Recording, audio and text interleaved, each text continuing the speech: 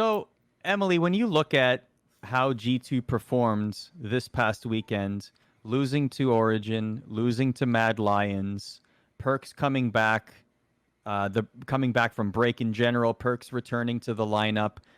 Is now the time where people start to be concerned about this split for G2?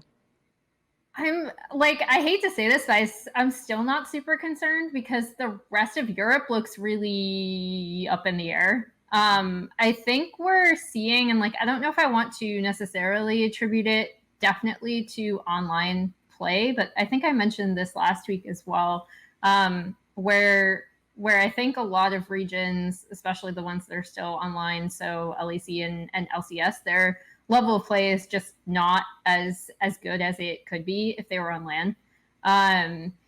There are a few reasons why I'm still not worried about G2. I think some of their decision making, especially in some of the, I'm looking at their draft against Mad Lions, where they basically bet that Arome cannot play Jax, and in fairness, Arome did not. He did kind of mess up the Jax Camille matchup in the beginning, but it just seemed like G2. I think a lot of their strengths have not necessarily been their early game, which is why the Mad Lions G2 matchup is always super interesting, right? Because Mad Lions, since they came into the league, have done really proactive things early, and they've always been like a super proactive early game team. And then they got to the mid game, and in their first ever game against G2, G2 completely just rolled them.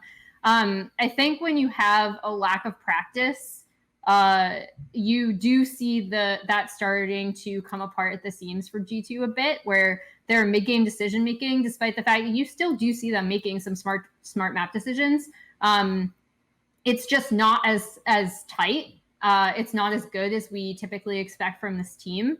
I do think Perks did not look great coming back. Like, I think Perks is an excellent player. I do not think he played anywhere near the level he's capable of this past week. And I think a lot of that is honestly just a lack of practice with the roster that they have, which is, I mean, I'm kind of glad that they're running it back for next year too, because I just really love this lineup, and I think they are a world-class team. And I think this year has thrown a lot of challenges at G2, especially during summer. And where we're really seeing that is in their mid game, which is what they're known for.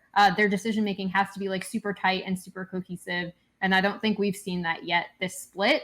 If there's anything that worries me about G2, it's that. Perks went 1-6-2 this weekend, by the way. He had a rough showings. Yeah. Yeah, I mean, I think there's definitely some rust there, and obviously the circumstances around his time off with the passing of his father, that's not an easy thing to deal with emotionally, right? And I'm sure that still weighs on, or is like still weighing on him even after the time off, and being back home with his family. So, to me, like, I feel for them. I don't think that, I'm not so concerned that they're going to like not qualify for Worlds. They're going to get there one way or another, in my opinion. But nonetheless, like, yeah, G2 is not as dominant as they have been in the past. And there's a lot of circumstance around that. But I think, like we saw last split, that they'll rally come playoff time, right? Like we saw them lose early in the playoffs to the Mad Lions. They kind of kicked it to another gear and just dominated the rest of the playoff run. So yeah, I'm slightly concerned generally, but not the fact that this is like a death nail for them. I think that they'll be good. Here's the thing, Tyler. They're in 6th right now. They're 5-6. Okay, they're tied with Misfits, who are also 5-6. They're in 7th. But the thing is that now we're in a conversation where there is a realistic chance they could miss the playoffs with more results like this. Like that is not out of the realm of possibility. It's not out of the realm of possibility, but I still wouldn't say it's likely, and I still think when push comes to shove, this team will get their way into the playoffs one way or another. I do want to speak on, though, even though they are locked up until 2022, and they got the big signings, let's not act like this team won't be broken up if they fail. I think we could very well see a Team Liquid situation from last year, right? Where, they double it for another year. Everything's going great. They're the best team in NA history. They go to Worlds with tons of expectations, and they fail.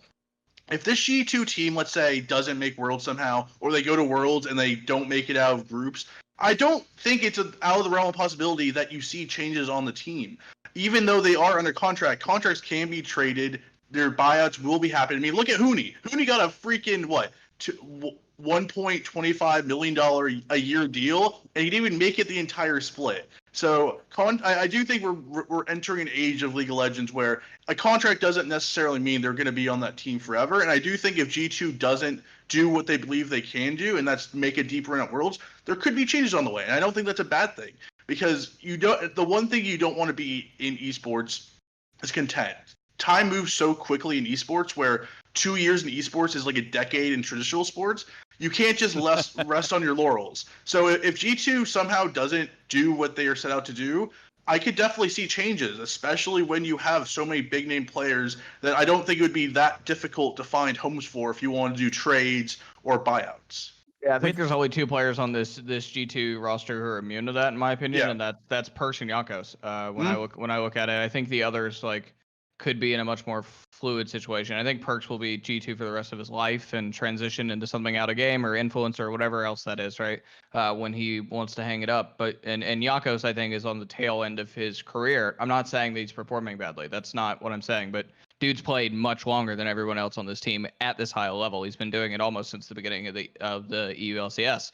So, they're the only 2 I think that would be immune from that. But I think Tower's right.